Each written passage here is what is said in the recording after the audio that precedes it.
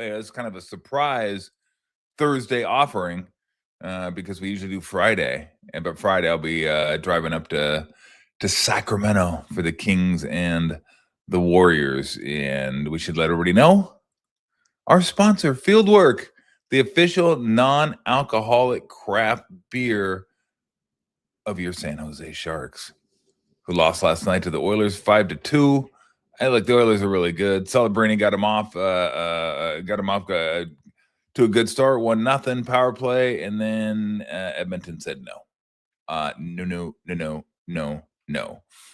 Ends up being 5-2. I'm checking though, because while the Sharks lose, you still could be a winner. I gotta check and see if Toffoli assisted on any of those. Not the first one. That was Orloff and Will Smith, and then on Sherwood's goal, Eklund Wenberg. So, nope. No soup for you. But I did not check this. The Giants with another shutout yesterday, and they did have 6 runs batted in, and I'm guessing, I don't remember my guy Patrick Bailey, Fieldworks guy Patrick Bailey being one of them, but I better check. No, 1 for 3. And so it's going to be interesting how much time he continues to get. I know Vitello said he's their guy, Gold Glove guy, all that, blah, blah, blah. And look, Patrick Bailey is great behind the dish. Don't get me wrong. And I don't want to get too like, oh, Susak, get him some more time. What does he had, like 8 at-bats? I don't know exactly how many, but it's not been a lot. But he just hits. He just hits for now. But you know how baseball is. You give somebody 20 games, and it's like, oh, hey, 40 games. Ooh, all right. 80 games. 120. Yeah.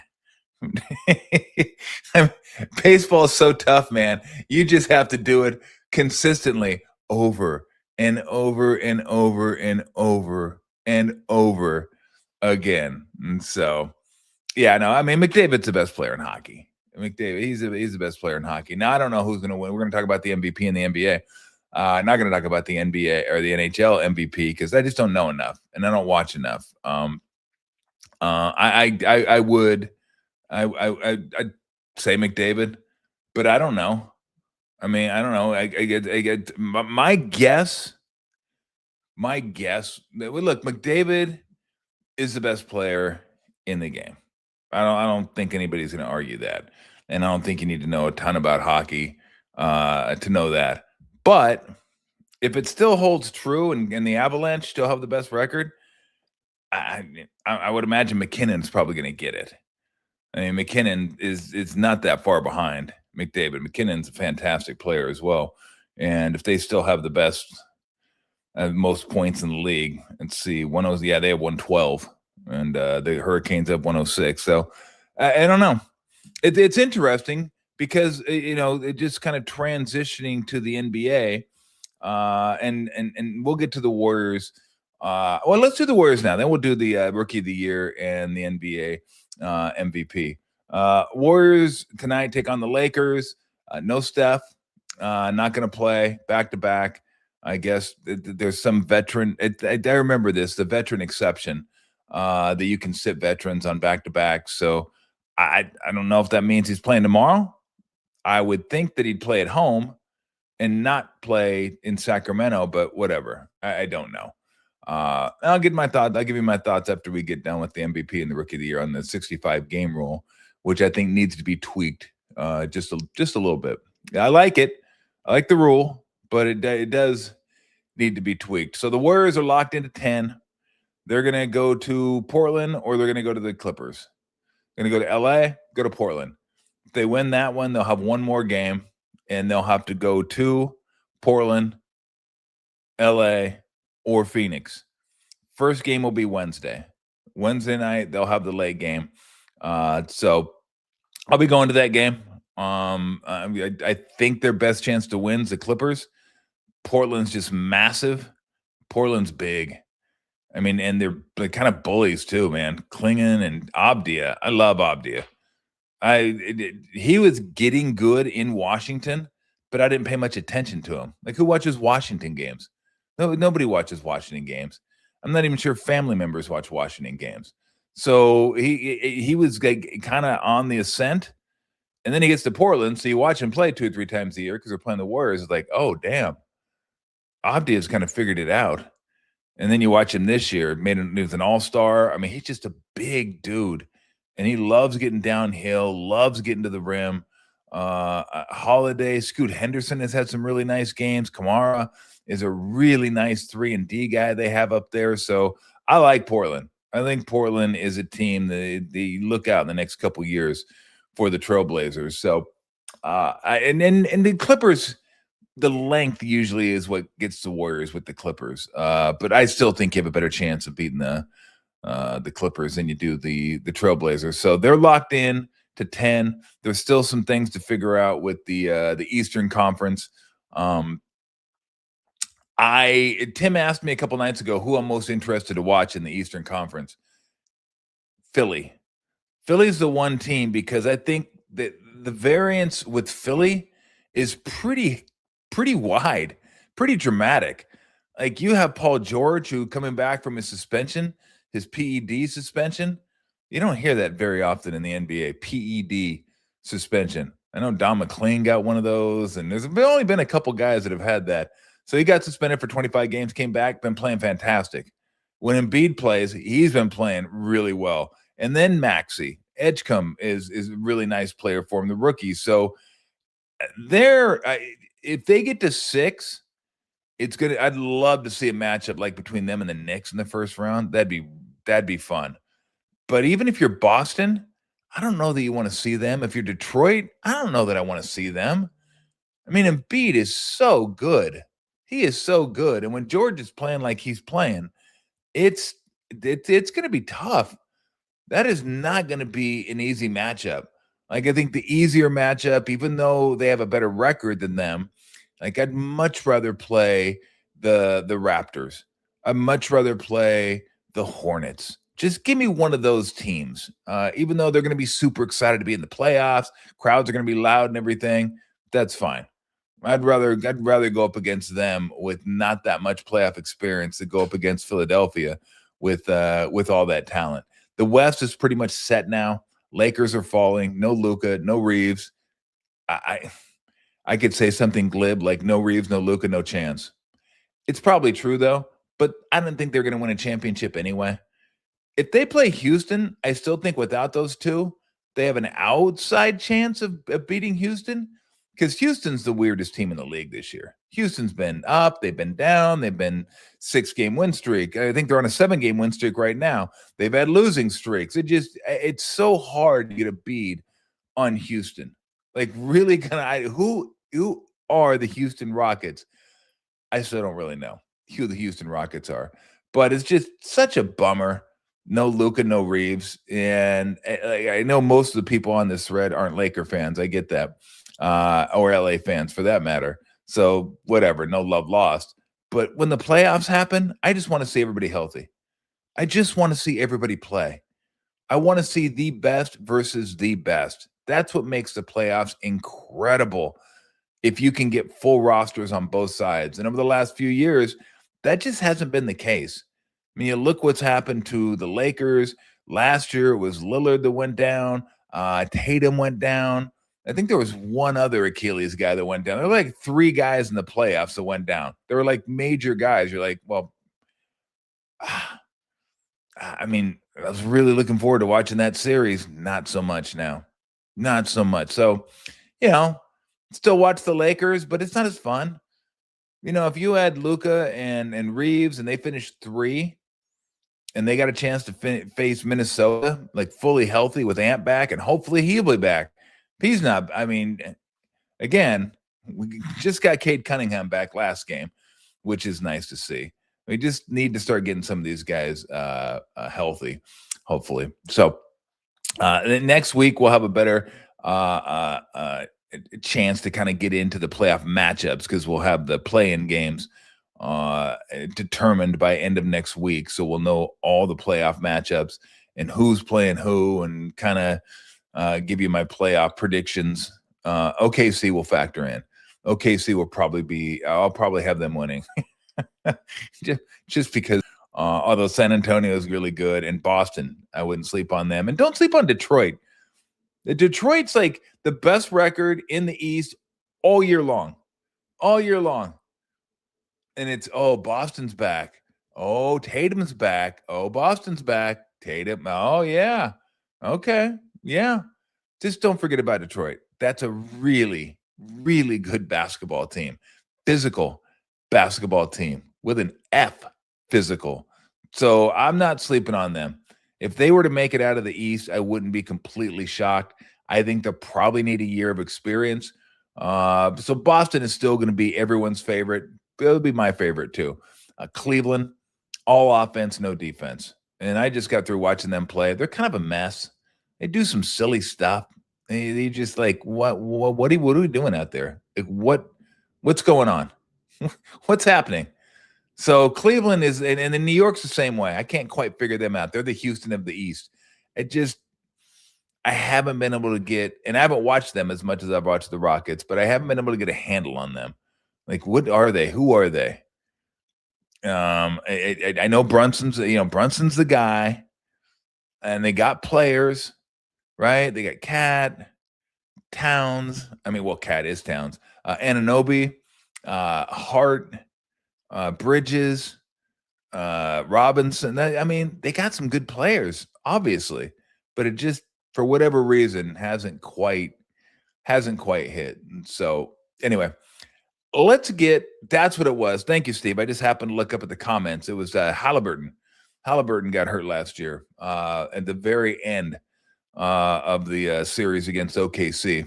In fact, I think it was like the first 2 minutes he went down in that game. And it was like, oops, toast. Such a fun series. Indiana, they're so much fun to watch.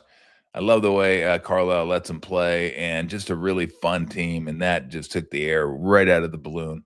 But thank you. I appreciate that. I knew it was somebody huge that got hurt. So at least he got to play most of the playoffs. The other two really didn't. All right, let's get to the MVP, who I think is going to win the MVP this year. So who are the candidates? You got Shai Gilgeous-Alexander. You got Wembanyama. You got Joker. I'll throw in Luka just because he was on such a heater at the end of the year, but he's not going to get enough games to qualify. Cade Cunningham in the East and Jaylen Brown in the East. Those would be my 5, 6. And I'll for the sake of the argument, the discussion, we'll throw Luka out just because Luka's not going to get the games. Now, Cade's going to get to 64.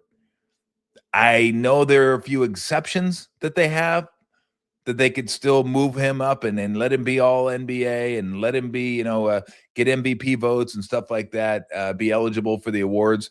I'm not sure what they are. Hopefully they give it to him. And I'll get to that in a little bit, what they should do about the 65 game rule and why they did it in the first place. But if we're looking at those 5, MVP is so hard because it's how do you view the MVP? We have this discussion every single year. How do you view the MVP? Is it best player? Is it best player on best team? Is it like best player that didn't have as much help as the other players that put up an incredible year and kind of drug his team into the position they're in? Is it somebody whose other teammates got hurt and he did an incredible job putting him in position to, let's say, have home court in the first round? Like, there's just so many different options that you can go with. And I think everyone views it differently. I'm more of a best record, best player type guy, unless it's close. Right? Unless the records are close, then you start kind of looking into, okay, who would you go with? Now, I'm not going to get into all the analytics, and I'm not going to get into all the advanced metrics. It's just too much. For me, it is. For me, it is like the defensive metrics, the offensive metrics, the plus minus when you're off the court. There's just so many things you can look at that you end up tying yourself into a pretzel. You're just in a pretzel. Like, I'm a pretzel. Give me some mustard. So I didn't really feel like doing that. But I'll just give you my thoughts, having watched these guys play like multiple times. I know all their games, and I know what they mean to their teams. So, and let's assume that Cade Cunningham is going to get the exception just for the sake of the argument. So the Pistons right now are sitting at, let me get it here for you. They're sitting at 58-22. 3.5 games up. So they've got the East sewed up. So that's the best record in the East. And then you look at the Western Conference, and it's OKC 64 wins, San Antonio 61, 52 for the Creamy Nougats. So if I'm voting right now, it's between Shea and Wemby. Now, if you want the best player in basketball, if you think the MVP is the best player in basketball, then you have no other choice than to vote for Joker. Joker's the best player in basketball. I'm not sure how close it is. Maybe it's close, maybe it's not. But he is the best player in basketball. The man is going to lead the league in rebounding and assists. That is an absurd combo. Assists and rebound, or scoring and rebounds, okay. Scoring and assists, difficult, but okay. Got it. Now I'm going to go rebounds, assist. Okay. Rebounds, assist, while you average a triple-double. And it's a triple-double. People always come in with this. Well, Russell Westbrook used to get triple-double. Russell Westbrook's triple-doubles were empty calories compared to Nikola Jokic's triple-doubles. Jokic's triple-doubles lead to victories. They help the team win. Like, you look at like Westbrook's triple-doubles, what were they, 500 at OKC that year? And so I might have voted for Nash over Kobe. You know, you're right. I don't know that I had a vote that year. And I know people said that how could you vote for Nash over Kobe? And I told them, I go, well, look at the records. Look at the records. And that's that. Now, if you vote for Kobe that year over Nash, totally get it. Like, who's the better player? Not even close. Kobe's a better player. Absolutely. So it's what do you value? Like, I would never say, oh, you're wrong. Like, if you want to vote for Joker this year, I wouldn't vote for Joker. But if you wanted to vote for Joker, I get it. He's the best player in basketball. And it's not like they have a terrible record. They're third in the West. All right. So he's going to get home court. The Nuggets are going to get home court, and they're going to be right behind the two best teams in basketball. In fact, if I take a look at the Nuggets, 52-28. Yeah, I mean, they're 12 games back. So they're quite a ways back. To me, I mean, that's a lot.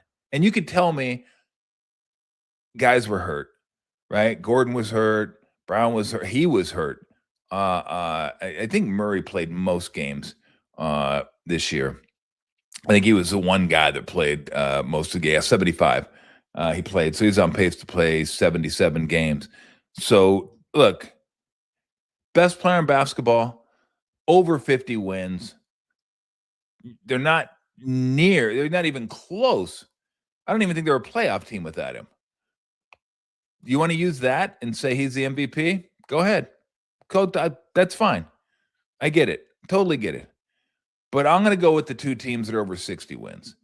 And I'm going to go with Shai Gilgeous-Alexander and Wemby. Now, the reason I'm not taking Cade Cunningham is just not quite there. Like, not quite there. Great. Love Cade Cunningham. He may end up winning one. I mean, he may be the next American player that wins an MVP. We were talking about that on the show a couple of days ago. Like, who is it? Is it him? Brown? Tatum? Flag? Who else were we talking about? Oh my God. Ant was the other guy.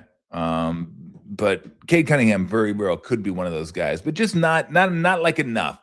Like, he was very good, but not quite, did what Shea did and Wembanyama did and Joker did. And for me, even Jaylen Brown. Like, you want to talk about a team, and like, their culture is strong. I get that. They have some really good players, but they're without, like, whether you want to call Tatum 1A or 1B, doesn't really matter. Jaylen Brown's the other guy, and he proved he's like a 1A guy this year. Like, you want to talk about, I don't want to say dragging a team forward and kind of willing them to win, but he's had a hell of a year this year, and nobody expected the Celtics to be where they are. Nobody. Now, if I said, boy, that team was awful with that would be a lie. They have some good players on that team. Like, I if I went down their roster right now, like, I'm a big fan of Peyton Pritchard. I love Peyton Pritchard. Peyton Pritchard's a stud, but White Kata's had a good year for him, center. So I like some of the guys they have on the team. Brown was clearly the guy, and to get him in a position so when Tatum came back, I mean, really what Brown did and the rest of the Celtics was put the Celtics in a position to have Tatum make the decision to come back.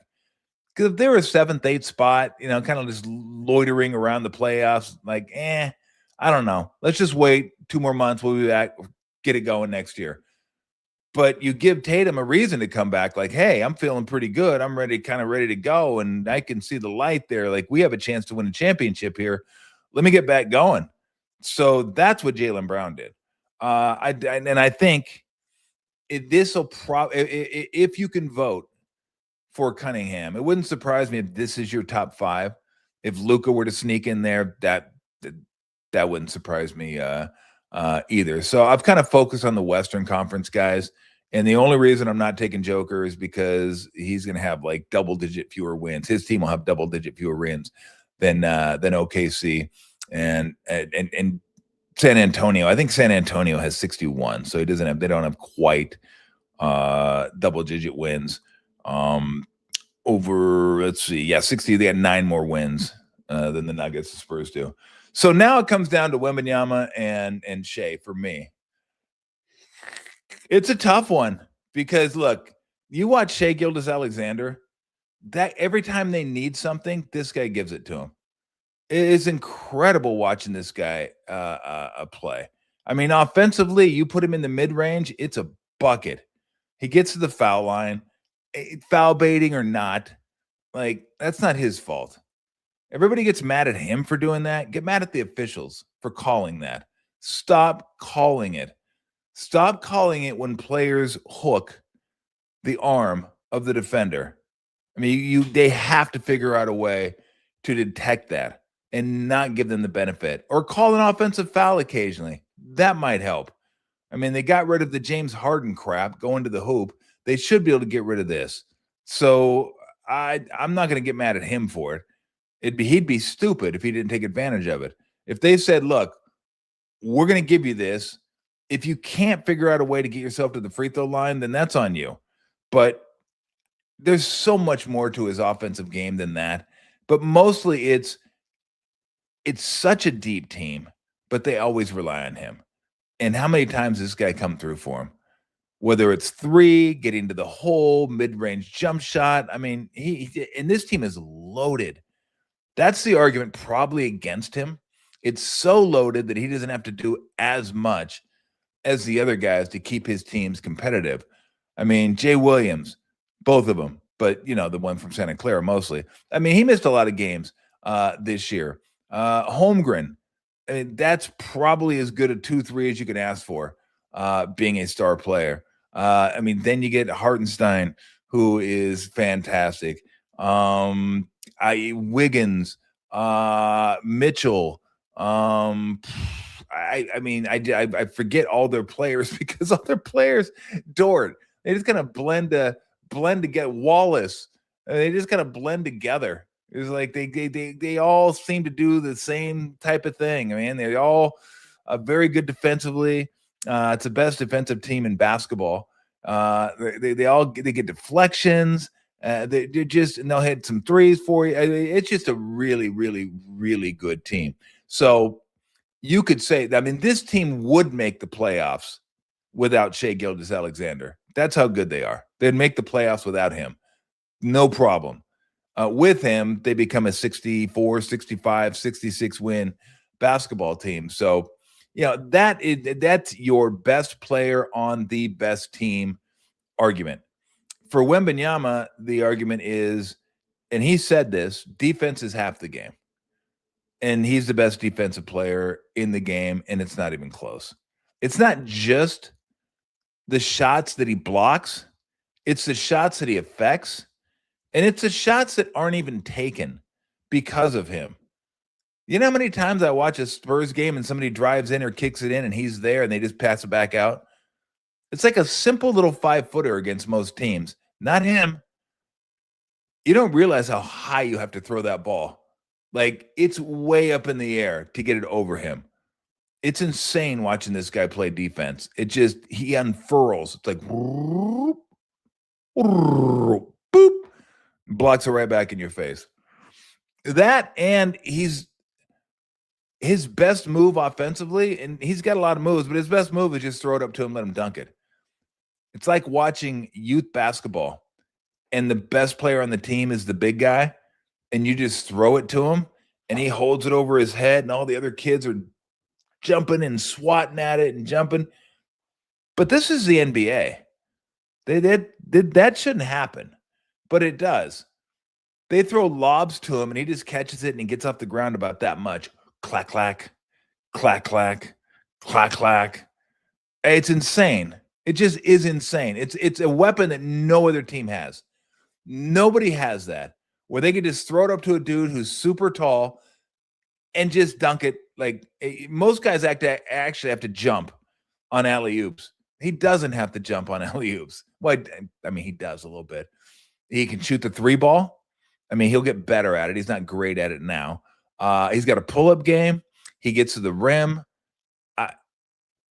The only thing I could say is, will he get stronger so he could post up a little bit more? But you got to talk about nitpicking. Nitpick. Maybe he doesn't get any stronger. Maybe like this is him filled out. Maybe this is him filled out. The only thing I worry about with Wembanyama is anytime he falls, I'm like, oh God. Don't just like, because you're just expecting guys that are that big when they fall, it's going to be really awkward and they're going to hurt themselves or break something, because you're thinking of like Chuck Nevitt and my pal Manute Bol, R.I.P. Love Manute. But those guys, they were awkward, right? They're like 7'7", 7'5", 7'4". Even Sean Bradley, who was fairly athletic for how tall he was, isn't this guy. This guy's like, he falls down. It's like, oh, okay, it's okay. All right. He's like a Stretch Armstrong. It's like somebody took a 6'7" guy and just stretched him out to 7'4". Ooh. Go play. Go have fun. Wee. And then he just goes out and kicks ass. Like, it's amazing. He also has a good team. Maybe not quite as deep as what Shai Gilgeous has in OKC, but this is a good team. Stephon Castle's a badass. Like, that dude is a bad ass. I love his game. This guy is serious about basketball, and he's serious about getting into your ass on defense too. Like, he's like, you see me smiling, motherfucker? I ain't smiling. Let's go. That's Stephon Castle. We seem to have forgotten, maybe, or some people maybe seem to have forgotten how good De'Aaron Fox is. Because remember, he was with Sacramento for that one glorious year. They lost to the Warriors in the playoffs. What a great series that was. I thought we'd have 2 or 3 more of those series, and then the Kings just do what Kings do, did what the Kings do, and then just, I mean, you give away, De'Aaron Fox leaves, and then like you just, it's like the guy that was wearing a Brooks Brothers suit, and he's doing a great job. He's like, hey, every time you see him, he's driving a nice car, going to nice restaurants, and you're like, oh, that guy's, you got it together, Bill. Like, nice, congratulations, man. He goes, yeah, everything's going good. And then you lose track of him for a couple of years, and you see him, he's fucking like a hobo with drinking out of a paper bag. Bill? What happened? Like, that's the Kings. Like, if you were like, if you saw them a couple years ago, you'd be like, oh shoot, they kind of have it going on. They got Darren Fox. They got Sabonis. Keegan Murray's having a good year. Okay. Malik Monk's not bad. Okay. Yeah. I kind of see where you're going. Yeah. Okay. Go on vacation. Maybe leave the country and then come back and go, oh, man. What happened to the Hobo Kings? what did they do? How did they get DeRozan and Westbrook and Levine? And why? Why and how? It just because the Kings are just they look at the owner. Look at the owner. Nobody realizes this, but they should. It all starts at the top. We can talk about GMs and coaches and players and drafts, and it all starts at the top.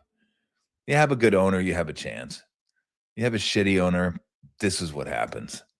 Even when you think you had it figured out, like you thought, like, hey. Oh. I mean, even like bad owners like stumble across something occasionally. It's like, hey, we got no, and then you find a way to screw it up. You just find a way to screw it up.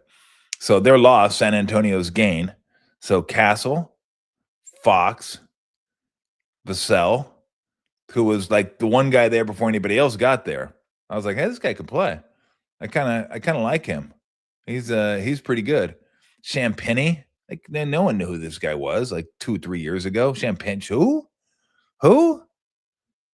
So I mean, like that is an organization that has a culture, and they've managed to, and then they got lucky.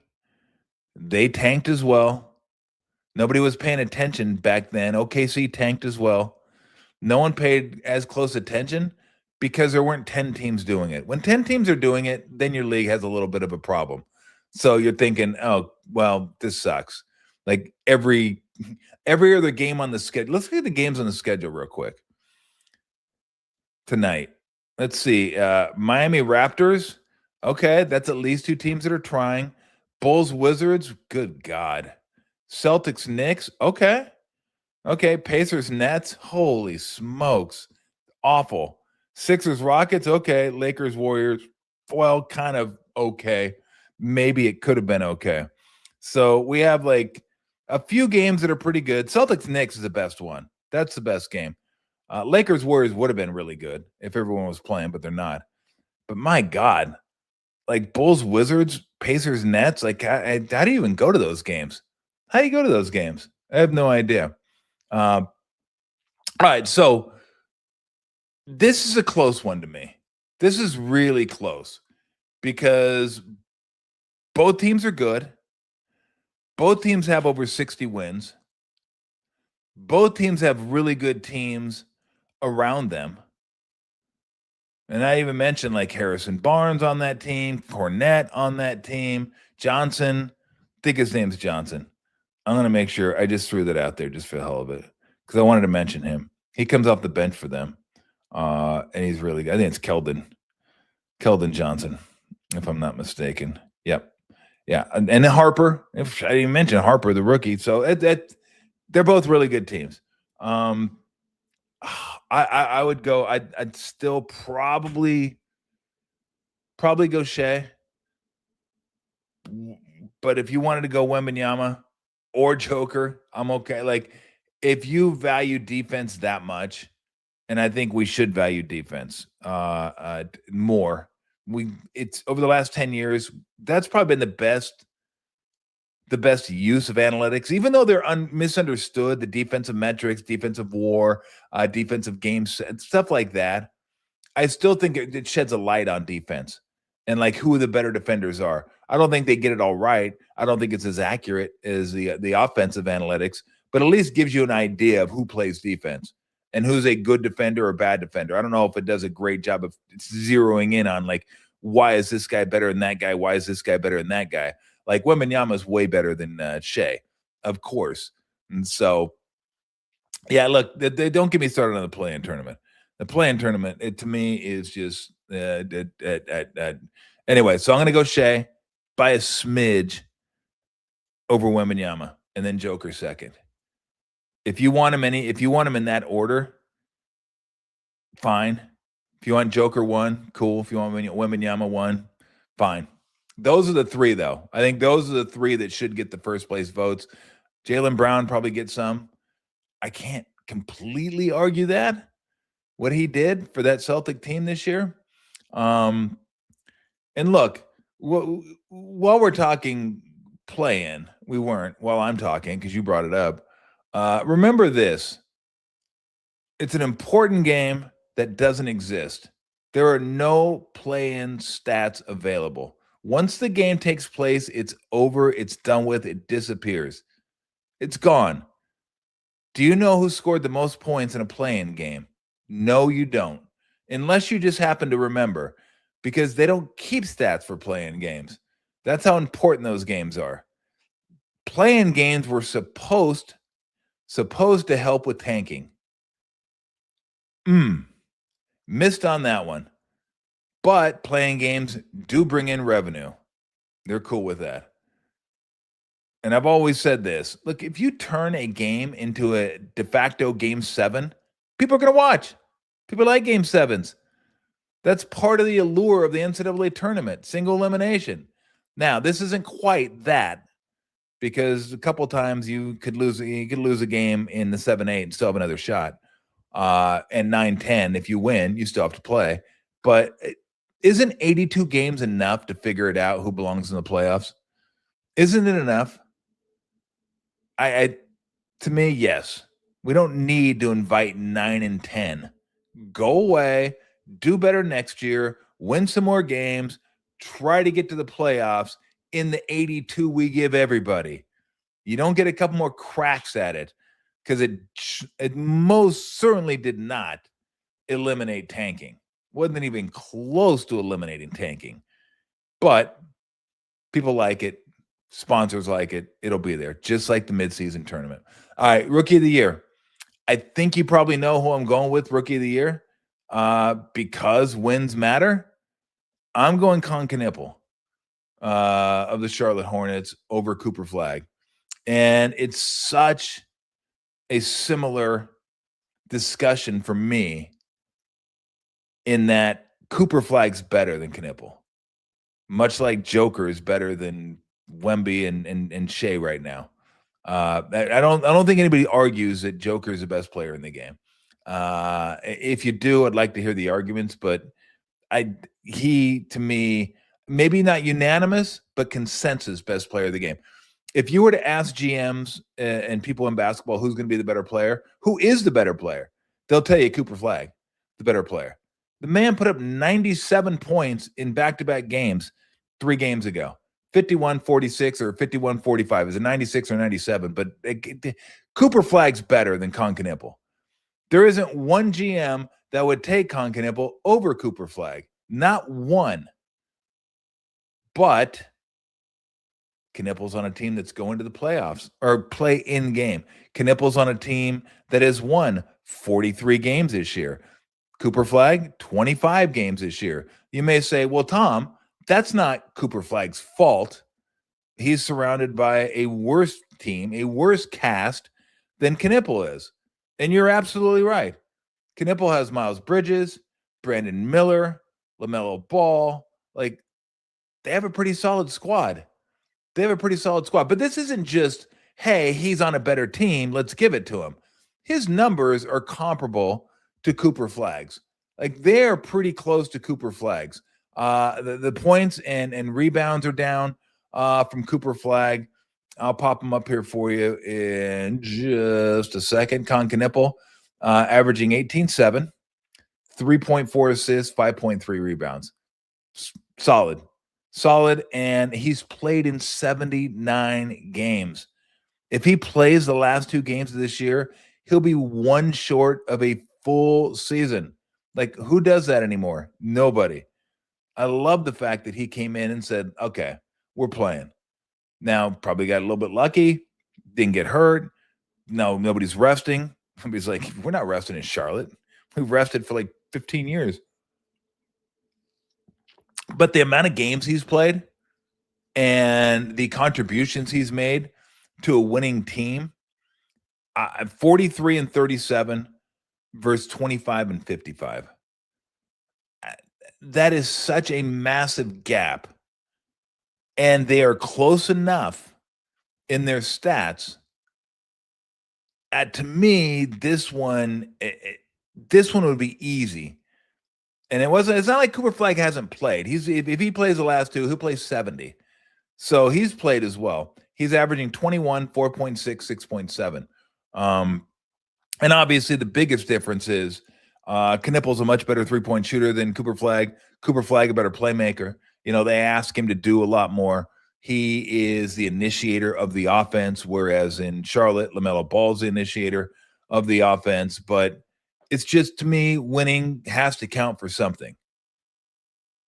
Other people feel differently. Other people say, let's give it to the best player. Who's the rookie of the year? Who's the best rookie this year? Cooper Flagg. MVP, who's the best player? Jokic. Okay, let's give it to them. Cool. That's fine. But when it's close, and I think it is, especially in this case, you might have an argument if you wanted to say it's not that close MVP, like Joker's that much better than everybody else. You might have a case there. I mean, he just amazes me how good he is. So, but in this situation, they're very close. And the 18-game difference in wins between Con Knippel and Cooper Flagg has me saying Cooper Flagg is a rookie. I mean, Con Knippel is a rookie of the year. So that it'd be 1-2 in that order. Yeah, I mean, those are the two guys. Edgecombe got off to a really nice start in Philly, but he hasn't been as good. It's so those two guys are going to get 1-2. Everyone that votes is going to be 1-2. I'm going Knippel. I think Flagg's going to win. I think Flagg's probably going to win, but I would go with Knippel. Yeah, Knippel's bigger than Jeff Hornacek. And it's such a different game. It's so hard to compare guys from now and then. The game was so different back then. But yeah, Hornacek was fantastic. And I don't know. I guess maybe, I mean, you're saying more upside. Hornacek was pretty good. Made a couple all-star teams. Like that guy was nails, man. Remember what he did at the free throw line? Rub the face. Hornacek. And then bam. Bam. Nah, he was good. Like he'd be the last guy picked at the park too, because the hair was like slicked down. You're like, can this guy play? Can this guy play? And then you go out there and he just busts your ass. Like be like, oh, whoa, hey. Let me get that white dude. Check that dude. Jeff Hornacek was fantastic though. Yeah, it has been a good rookie class, no doubt about it. So a quick word, and then I'll take some comments. But the 65 game rule. Now, let's understand the 65 game rule was put into place when Adam Silver was negotiating TV deals with Prime, I guess, and Peacock and ESPN and whoever else. How many streaming services are there? NBC, because they don't want these products. Like they don't. How many times over the last couple years did, like, just to take a game for an example, Warriors and Milwaukee plays, and Steph and Giannis are sitting out because they're resting, or maybe they got a little boo boo and they can't play, and it's like, oh, we're gonna be careful, we're not gonna play you, and it's like a Thursday night nationally televised basketball game. And you're like, oh, this is gonna be sweet. Bucks, Warriors, Steph, Giannis. Ooh, no. I'm going to go watch something else. I don't want to watch this. And again, it happened across the league. It happened to a bunch of different teams. So Adam Silver had to reassure these streaming services and whoever was bidding on these TV contracts that these guys are going to play. And I got to put a mechanism in there to force them to play. Because if I don't, they won't. And we're not going to get as much money. And that's all he was concerned about. How do I get the most money possible? look, don't blame him as much for that as blame the owners. The owners are the ones that tell the commissioners, whether it's Goodell, Manfred, Silver, like, look, get us the most money. We want to make as much money as possible. Don't really care how you do it. Just go do it. So, when Silver goes out there and is trying to get the most money possible, that's the reason TNT doesn't stay on with them, because of not just the money, but the streaming service. And now you're going global, and now you got, so there's all kinds of stuff that goes along with it. But the money is hugely important to the owners. So in doing so, you got to you fracture it up, you chop it up and go, okay, Prime gets this, Peacock gets that, streaming service gets that, no, NBC, we'll put those games on NBC, and then ESPN gets this. And then, so it's just, you're hopping around trying to find stuff. But to get that type of money, he had to try to reassure them they were going to play. Okay, let's put in the 65 game rule. I'm going to put in the 65 game rule to force them to play all NBA, 65 games, awards, 65 games. So it's incentives that are affected. The all NBA one's the big one, because I don't know exactly how it works, but when you make an all NBA team, it triggers these massive contracts. Like, you can get these max contracts that 40, 50, 60, 70, $80 million a year when you make an all NBA team. And you can get the 5 years, you can get more money. So it's just, you get more money, like a lot more money, if you make the all NBA team. So this was going to force the players to play. Well, problem is sometimes guys actually get hurt. They're not just sitting out to sit out. Cade Cunningham is going to have 64 games played this year. He won't be eligible for all NBA. Now, again, I said this earlier in the show, there are exceptions that can be made. I'm not sure exactly what those are. I tried to find, I couldn't find them, what the exceptions are. But, like, you got a collapsed lung. Like, should I come back and play to keep my all NBA status alive? I'm out there freaking with an inhaler trying to run up and down the court. Oh, I'm going to get to 65 games. And that's all we need. Like Cade Cunningham, one of the bright young superstars in the game, just like dying on the court because both his lungs collapsed. I was trying to play, and I just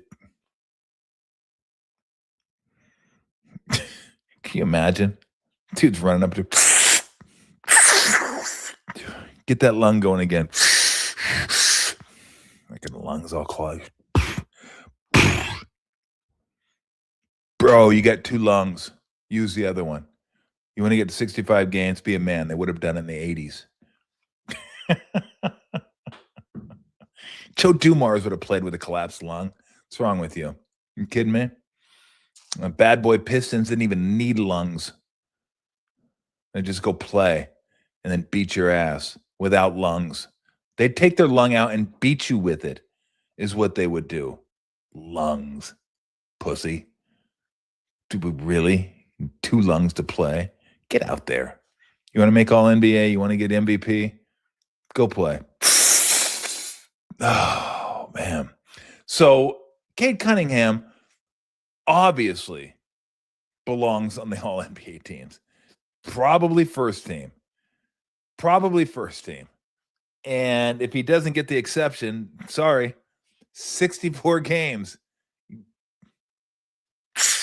I can get 65. Give me another one. God damn it. I can make it.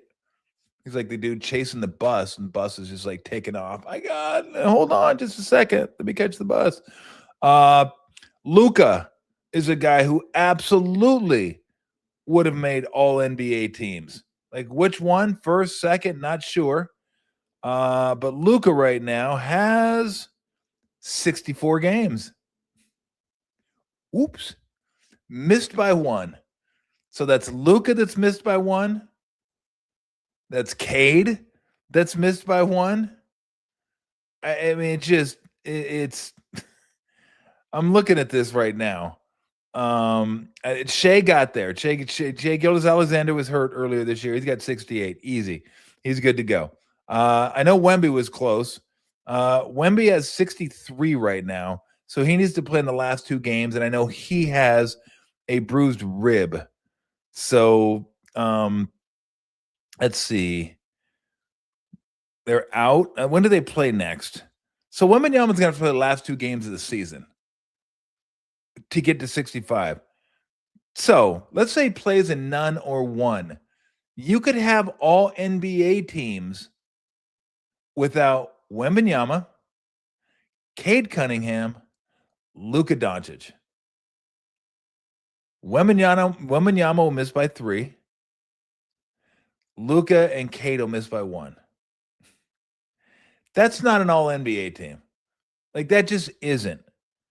And like, rules are rules are rules are rules. I get it. But these rules were designed to keep people on the court when they're healthy. You can't force guys to go out there and play when they're injured.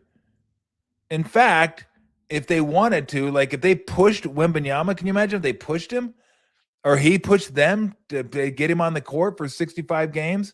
Like, I need to get to 65 games. And he hurts the rib worse and misses the first round of the playoffs. Or he comes back next game, gets hurt, still doesn't get to 65, and then has to sit out a couple games in the playoffs of the first round because he was trying to play when he shouldn't have played. This rule to me was for guys like Kawhi Leonard, who actually played. I should look. The one year, like everybody else is like, and then Kawhi probably has 65 games. He's played a lot this year. 64. He's gonna get to 65, I think, and that's got to be the first time in a long time that he's got to 65. This is Kawhi over the last few years: 64, 37. Oh, he got to 68 in 23, 24, 50, 52, 57, 60, 9, 74, 72, 64, 65. So Kawhi would have qualified if they had the 65 game rule for his whole career. He would have qualified 1, 2, 3, 4, 5 times in 1, 2, 3, 4, 5, 6, 7, 8, 9, 10, 11, 12 years. That is what they're trying to stay away from.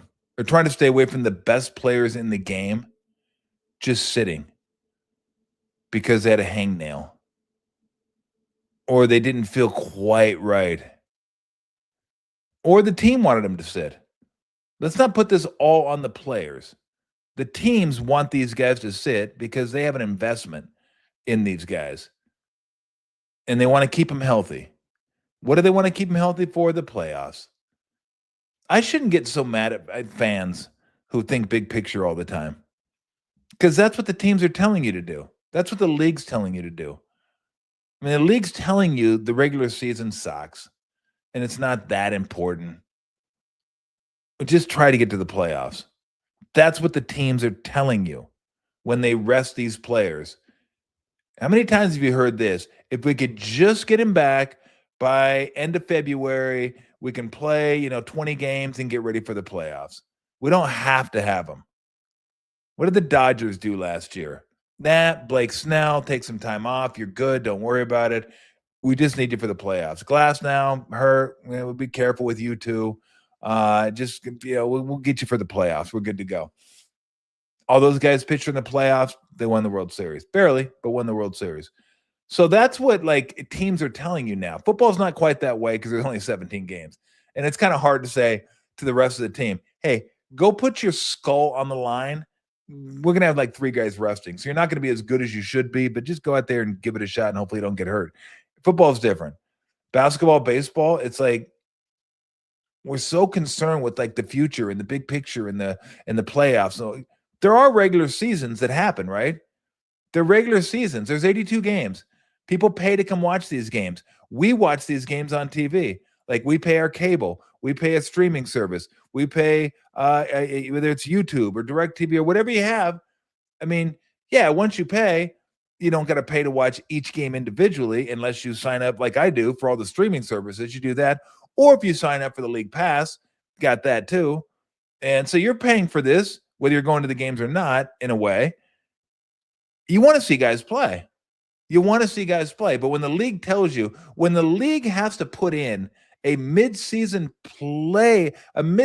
tournament to make you interested, they are telling you the regular season sucks. It's not that interesting. We're going to try to get you interested in it. We're going to try to get the players interested in it. And oh, by the way, do you think the players are really interested in the play-in tournament? They'd be a lot less interested if they didn't get $500,000 for winning that thing. Can you imagine telling the players we're going to do the play-in tournament? What do we get? Nothing. Okay. Yeah, fun. I'll play. I mean, unless I go out. Maybe I'm over at New York that night, or the Bellagio getting hammered. And if I do that, I probably won't play in that game, but whatever. It's a regular season game, and I'm not getting anything for it anyway. So why should I play? Well, you got a point. All right, let's give you 500,000. Does that interest you? Yeah, it kind of does. 500,000 is not. Yeah, absolutely. So it's I don't know if they're like, I don't know if we get back to the regular season ever meaning as much as it should. I get it, but we just want to see guys play. So back to the 65 game rule. That's what that was intended for. So here's my thoughts on this. You get injury exceptions, and you only get so many games where you're healthy, where you can rest. That's it. And I'm not sure how you do it. I don't know if you need an independent doctor to come look at these players and say that they can play. They can absolutely play. Or if you sit out one game, you got to sit out like 2 games. I don't know. But it's not fair for guys that have ripped hamstrings, collapsed lungs, rib injuries that are sitting out and are going to be penalized at the end of the year because they're going to miss the 65 game threshold by 1 game or 2 games when they have legitimate injuries. Now, I'll have to go back and look and see how many times they sat out when maybe they shouldn't have sat out. And look, if you want to make the case for Luka, hey, get in better shape. If you get in better shape, then maybe you wouldn't get these soft tissue injuries. You might have a point. I'm not sure what you do during the offseason for collapsed lung. That one I don't know. I'm not sure what you do to strengthen your ribs. Don't know. But I do know that if Luka and Wembanyama and Cade are not on an all-NBA team, it's not really an all-NBA team.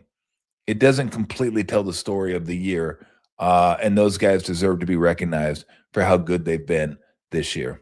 All right, we're going to get on out of here. Let's take some comments. You got any comments you want to throw up there? We can do that. God damn, my ass hurts.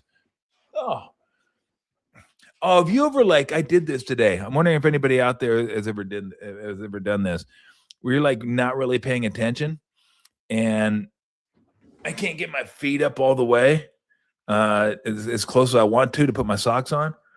Have you ever like put your sock on, you're not paying attention, and you get it on, you like pull it up, and one toe didn't go in, and you just bend that thing backwards? Oh, killing me. I didn't even realize it. I was like looking at, I think it's Lulu or whatever, and I was like, hey, I just pulled my sock up, and one toe didn't go in the sock, and it just bent the crap out of it. Oh, that was painful. Maybe it's just me. I don't know. Anyway, let's have a couple comments. Any thoughts on JJ ripping into Rui and Jerry? I used to have coaches rip into me all the time. Nelly used to rip into me. Lou used to get, not rip. Well, Lou used to get on me, but not in the same way Nelly got on me. My coach Bill Mulligan at Irvine used to get on me. I must have done something that made these guys upset, but no, I really don't. Those are like, I don't know if they're normal now. They're normal when I played. So I can't even really, it's hard for me to go, oh, he can't do that, or they got to do it. It happens. You move on. And just as long as everybody, after the game, like you can be good with each other after the game. And as a player, you understand what the coach is trying to tell you. And as a coach, you understand that, you know what? JJ was a player too. So he understands how hard it is out there and some of the mistakes that are going to be made. But when you're in the middle of it, I mean, you say stuff all the time. that maybe I don't want to say you don't mean, because maybe you mean it, but you could have put it differently. Like, example, I mean, do you think, I mean, Matt Chapman, when he said to Schmidt, catch the fucking ball. I mean, like, I mean, Schmidt's trying to catch, obviously, and then Chapman's probably like, I could have said that differently. But you look, you're losing, you're getting your head beat in. You're not, it's hard sometimes, man. You get frustrated out there. 'Cause I've said so many things and have things said to me so many times over the course of my career where you're just like, damn. But then afterwards, you know, have a beer or you just sit down in the locker room and talk it out. No, there's no hard feelings. Everybody understands what everybody's trying to do out there. So I don't know if today it's different. Like if guys are a little more sensitive to that type of criticism, but that's what I grew up in. I was like Bane. I was molded in it. Can't remember the whole line. Soak the toe. No, it doesn't hurt now. I'm good now. But when I pulled it back, it was like just caught me off guard. I wasn't expecting to yank my toe back. Like I thought, you know, get my sock on, pull it up, we're good, moving on. But no. And then of course, like my back got wrenched because I was like, I'm a mess. It feels like someone advanced bad news and prove they're right, but it really means, yeah. You know what's interesting in NorCal is like I like looking at advanced stats, but I make up my own mind whether they mean anything to me or not, or whether it makes sense. And I don't know if people just make up advanced stats so they can prove they're right. I don't know that they don't do that. You may be onto something. You may be onto something. And I think some people come up with advanced stats that are hard to figure out. So they feel like, hey, you got to be really smart to figure this one out. Like, well, fucking explain it to me. You're the one that came up with this shit. What? I mean, help me out here. Like, if you want me to use this, if you want me to use it, like, and again, I look at a lot of advanced stats. You can get in the weeds on advanced stats way too deep, and I try not to do that because then you're right. It feels like guys are just making stuff up. And it's like, okay, that's enough, especially the defensive stats. And so, but I mean, look, I'm all about efficiency too. I like efficiency, which is why the game is what it is. Why do you think teams shoot threes all the time? It's efficiency. Everything's efficiency. Everything in baseball is about efficiency. Everything in basketball is about efficiency. I'm so tired of that fucking word efficiency because, as I've said, I should write a book when efficiency gets in the way of entertainment. Because while efficiency is good, it's sometimes not the most entertaining. And what do we watch sports for? To be entertained. So, so anyway, but as far as stats, like in advanced stats, yeah, I mean, I look them up to kind of see where guys are, not necessarily like where they rank or just is a guy as good on defense as I think he is, or is he as bad on defense as I think he is? Most of the time, I can figure that out myself. Basketball wise, baseball's a little tougher. What are the 3 or 4 stats you value the most when evaluating a team or a player? Oh man, it depends. Like positionally, it makes a difference. I like a good free throw rate, like a guy that gets to the free throw line. Assist to turnover ratio is good. Effective field goal percentage, or you can go true shooting percentage if you want. That's like points divided by field goal, or field goal attempts divided by points. So I always look at not how many points you scored, how many shots it took you to get there. Like Steph's really good at this. Steph will have 30 points on 17 shots. Not as much as he used to, but he was so efficient. And he was efficient because he got to the free throw line a little bit and he hit threes. That's why everybody loved James Harden, because James Harden was one of the most efficient players, if not the most efficient player on a given year back in the day, because you look at how many points he scored versus how many shots he took. He didn't even shoot a good percentage. He was usually around 42%, but he got to the free throw line a ton. And he hit a lot of threes. And if you hit a lot of threes, get to the free throw line, your efficiency is going to go way, way up. So I don't look at field goal percentage as much as I used to because it's such a different game. But I would say free throw rate, offensive rebounding still means something to me. Assist to turnovers, because I like guys that don't turn the ball over. Although I do understand that if you're going to be creative and you're a really good player, you have the ball in your hands a lot, you're going to have some turnovers. That's just the way it is. But that's it. I mean that's basically it. Can you defend the three? When it comes to teams, I look at that. Like if I'm going into a game like tonight, I'll look at how the Lakers defend the three.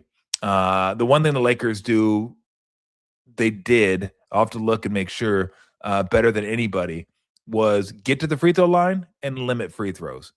And that is such a huge win for a team if you can pick up, let's say, 8 points at the free throw line. Maybe you don't shoot a better percentage, but you get there more. So 8 points, I mean, that's huge. Pick up 8 points just on the free throw line. So that's the one thing the Lakers have kind of always tried to balance, right? Free throws, they're great at going to the free throw line, great at keeping you out the free throw line, but they used to get beaten up on the 3-point shot. They just weren't very good. They didn't shoot the three very well. That's changed a little bit with Luka. All right, a couple more, and then we'll get on out of here. Tomorrow I'll be heading up to Sacktown for a little Kings Warriors playing tournament kill. What would have been some interesting 8-seed races. Yeah, I mean, it's funny because I agree. I don't even look at those anymore. I don't even look at like the 8-seed races, and I agree. They would have been fun.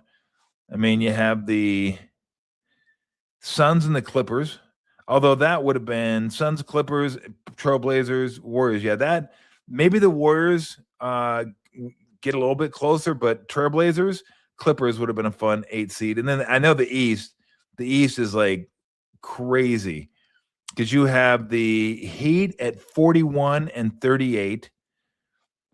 The Hornets at 43 and 37, the Sixers at 43 and 36, the Magic at 44 and 36, the Raptors at 44 and 35, the Hawks at 45 and 35. So for the 8th seed in the East, like not counting tiebreakers, there's still like 4 teams up for grabs for the 8th seed, 7 or 8. So yeah, people kind of forget about that. They kind of forget hey, you know what? Those were still kind of fun, the 8th seed. And so anyway, all right. Hope everybody has a great day. Again, anyone else? Go ahead. Show that one since you already put it up there. I haven't watched the Masters, but yeah, I'm with you. Like, my buddy said he went to watch it today. I think it was Ogden actually said he went to watch it today, and you got to watch it on the app on Thursday. That's what Ogden said. So I usually don't watch it until tomorrow, but mostly the weekend. I keep track of it. But yeah, I love watching the Masters. But Saturday, Sunday, let's see what we got here. Advantage Burns is tied for Sam Burns. 5 under. Rory's 5 under. Justin Rose 4. The man with the most punchable face on the tour, Patrick Reed, is 3. Jason Day. I always like Jason Day. I like to see Jason Day do something. 3 under. Kitayama 3 under. Schauffele, my guy who I picked, 2 under. Scheffler 2 under. It's Spieth. So yeah, I mean, the Masters is so much fun to watch. I was telling Ogden before the show, but boy, back in the day, you couldn't even watch the front 9. Like they really. You want to talk about constricting or restricting coverage. That was way back in the day. You didn't get to start watching until like the 10th hole. You had no idea what 1 through 9 looked like for years. Like, oh man, I wonder what hole 2 looks like. It'd be so cool to see that. Now you get to see all the holes. So yeah, won't watch as much tomorrow since I'll be going up to Sac, as I've told you guys. But yeah, Saturday and Sunday I got nothing. I'm sitting on my ass watching the Masters. Can't wait. It's gonna be so much fun. Can't wait. If I'm Bart Scott, can't wait. Somebody just threw up deflections for things I look at. Yes, absolutely. Good call. I didn't think about that one, but yeah. All right, everybody have a great Thursday. Enjoy the weekend. Enjoy the games. Next week we'll have a good idea of where everybody's stacked up. We're still gonna have playing games that we're doing. I'm gonna try because I'll be traveling, so I might bring my stuff with me, just throw it in my bag and do a show from the hotel room. We did a number of those last year. That was kind of fun. Just sit in the hotel room, grab a beer, and talk some hoops for 45 minutes or so, do a little post game. So we'll do that as long as the Warriors are still in the mix for the postseason. And then maybe we'll do some stuff for the NBA playoffs, depending as maybe we get further into the playoff, or if it's a big game and you guys want me to hop on and talk about a certain matchup or a certain game, I'd certainly be willing to do that as well. So everybody have a great day, and we'll look forward to talking to you next Monday. We're going to have somebody come on, talk Giants. I'll give you a clue. Talk Giants, talk Masters. You can figure that one out. Until then, have a great weekend. See you. And remember this, Tommy T, cash and tickets is what it's all about.